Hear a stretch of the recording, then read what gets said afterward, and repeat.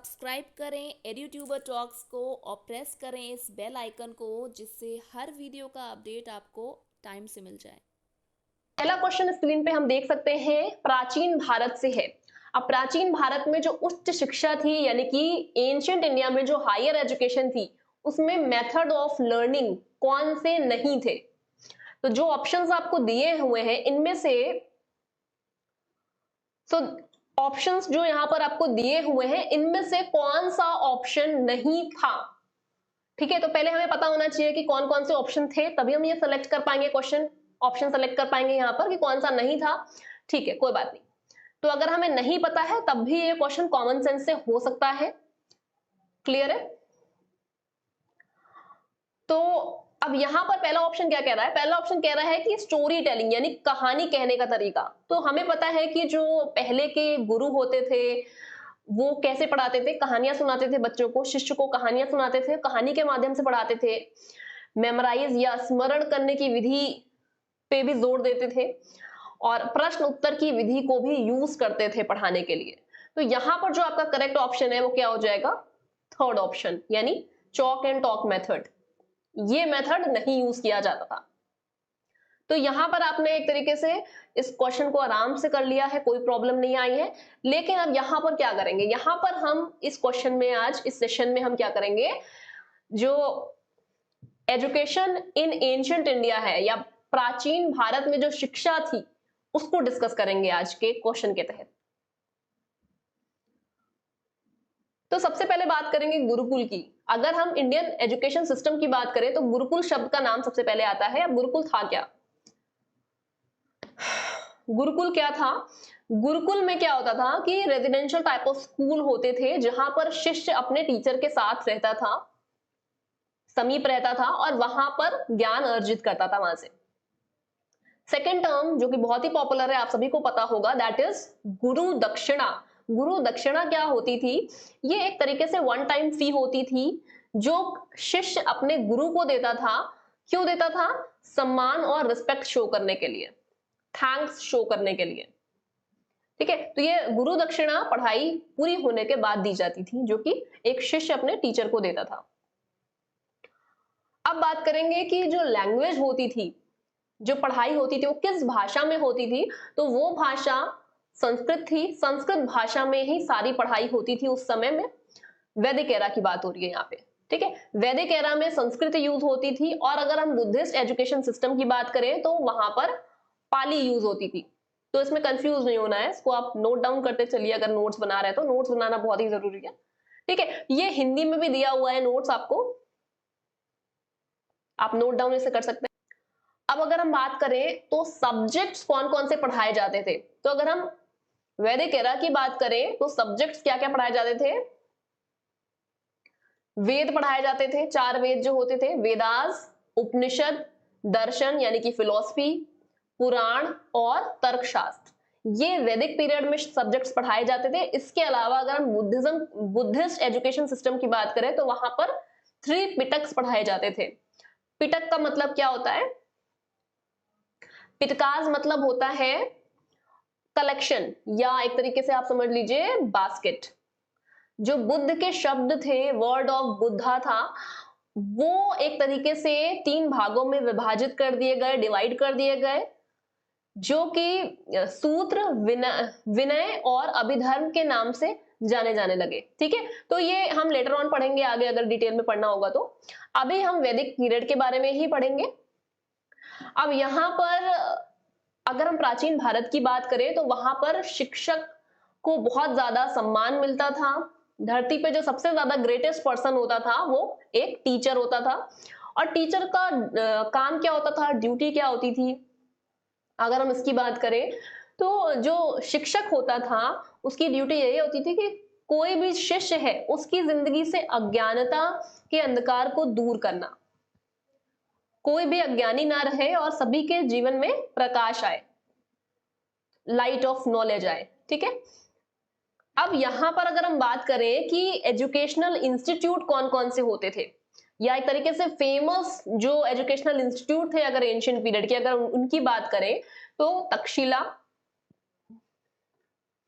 तक्षशिला, नालंदा, वल्लभी, और विक्रमशिला, ये 4 जो एजुकेशनल इंस्टीट्यूट है ये काफी फेमस रहे। ठीक है, तो इस पे भी क्वेश्चंस आए हैं, काफी क्वेश्चंस आए हैं, तो ये भी ध्यान में रखना है।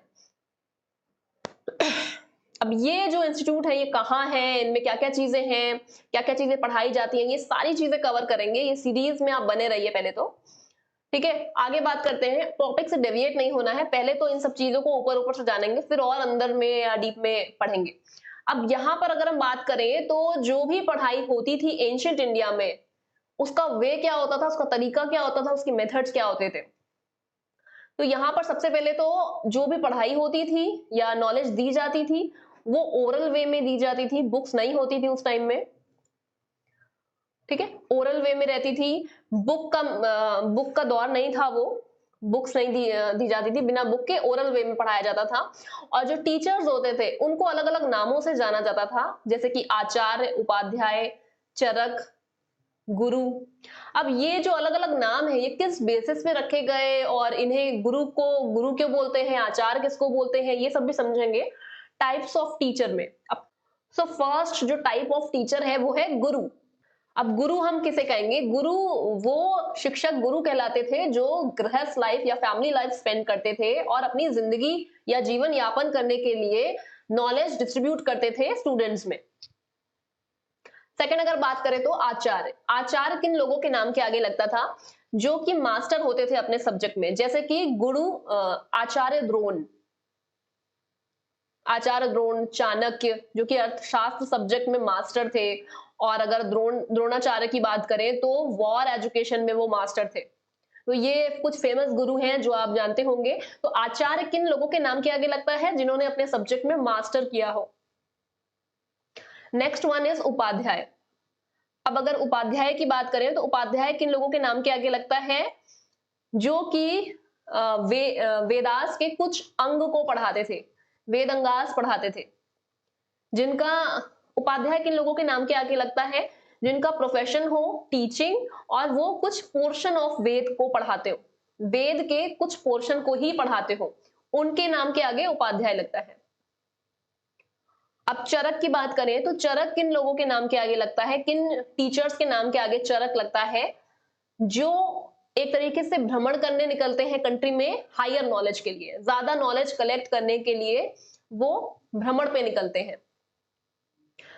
एंड नेक्स्ट वन इज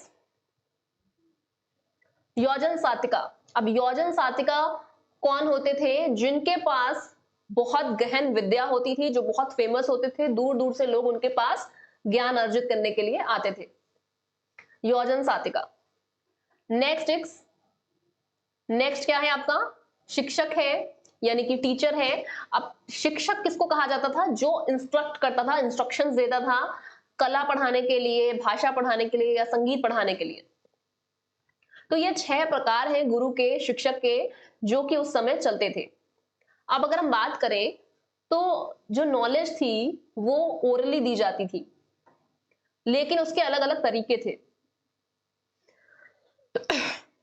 अब नॉलेज जो दी जाती थी उसके अलग अलग तरीके थे, ओरल वे में दी जाती थी। अब डिफरेंट मेथड्स को समझेंगे कि अलग अलग जो मेथड्स थे वो क्या थे।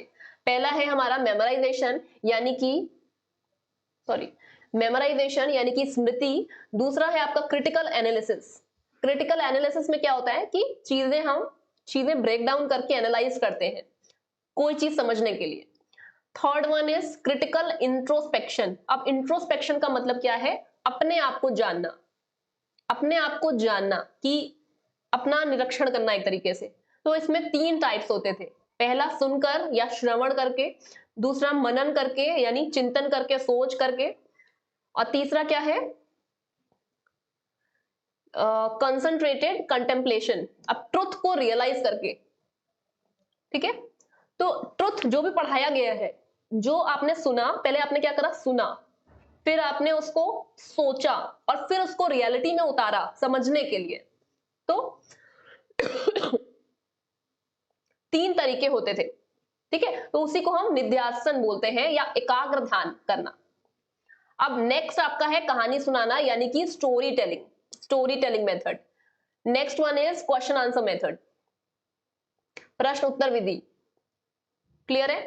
और इसके बाद क्या होता था, एक hands on method. Hands on method professional courses के लिए, जैसे कि मेडिकल साइंस, उसके लिए यूज होता था। प्रैक्टिकल एंड प्रोफेशनल कोर्सेज के लिए यूज किया जाने वाला मेथड था हैंड्स ऑन मेथड, अव्यवसायी विधि। And the last one is seminar. Seminar में क्या होता था कि डिबेट होती थी, डिस्कशन होता था, लोग आपस में बात करते थे और किसी एक निष्कर्ष पे पहुंचते थे, आपस में बातचीत करके ज्ञान अर्जित करते थे। सो गाइज, आज के सेशन में इतना ही है। आगे नेक्स्ट सेशन में हम मिलते हैं। आई होप कि ये सेशन आपके लिए हेल्पफुल रहा हो और इसमें आपको कुछ समझ में आया हो, कुछ नई चीजें पता चली हो।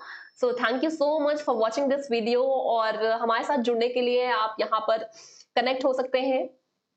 कोई भी क्वेश्चन है, कोई भी डाउट है या आपको पीडीएफ चाहिए तो आपको टेलीग्राम ग्रुप पे सब कुछ मिल जाएगा। So thank you so much guys, bye bye and take care.